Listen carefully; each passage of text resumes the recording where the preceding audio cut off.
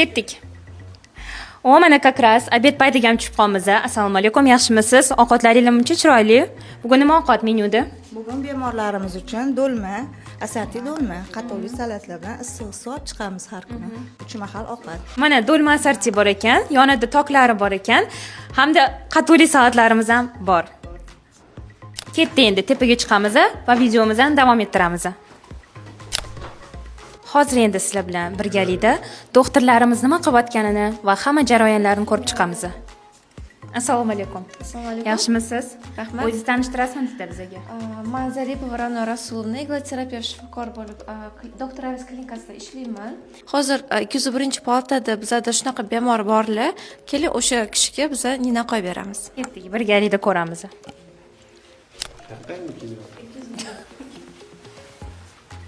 Hozir esa biz protsedura jarayonidamiz. Biz kosmetologik akupunktura muolajasini qilamiz.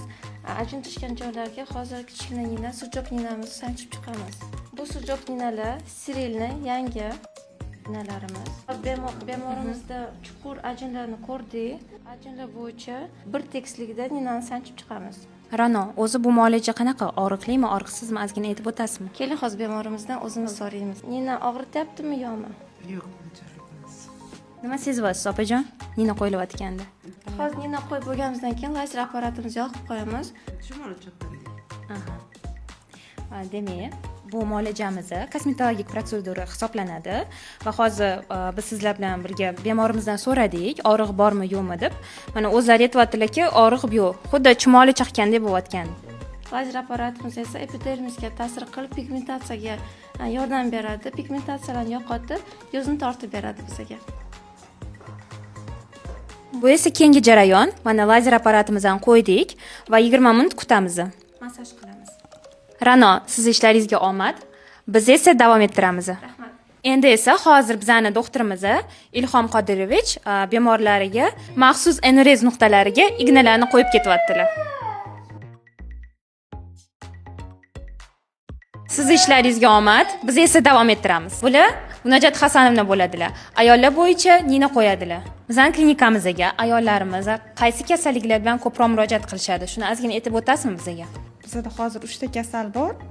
Muolaja davomida ko'rsatardik, lekin ayollar hammasi основной ayollar bel og'rig'i, tizza og'rig'i, yallig'lanishlar bo'yicha kelishadi. Ayollar kasalliklari bo'yicha kelishadi. Biz o'shalarni davolab, oyoqqa turg'izishga harakat qilamiz. Men bilaman, sizga yosh katta ayollar ko'p kelishadi, ko'p murojaat qilishadi. Ko'pincha bo'g'im kasalliklari bilan ham ko'p kelishadi. Bo'g'im, tizza kasalliklari ko'proq bo'ladi yosh katta ayollarda.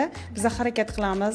Avvalo shirin so'zimiz bilan, keyin igloterapiya juda ham katta yordam beradi bu sohada, bu kasalliklarda davolanish juda ham yaxshi, samarali bo'lyapti. Rahmat, ishlaringizga omad. Endi esa aziz obunachilarimiz, bizning klinikamizning 3-etaji bilan sizlarni tanishtirmoqchiman. Bu esa bizning protsedurni muolajaxonamiz. Kelinglar. Birgalikda ko'ramiz. Bu yerda kerakli jihozlarimiz hammasi bor. Ignalar qo'yish uchun hamma narsa sharoitlarimiz bor. Endi esa 3-etajimizni bitta bo'sh xonasi bilan sizlarni tanishtirmoqchiman. Qolgan xonalarda esa bemorlarimiz bor.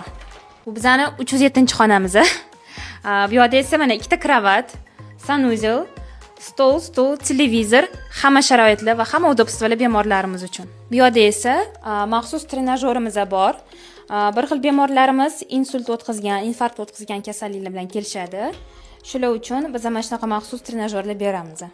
Bu esa qo'l oyoq mushaklariga yaxshi. Endi esa aziz obunachilarimiz, sizlarni call centerimiz bilan tanishtirmoqchiman.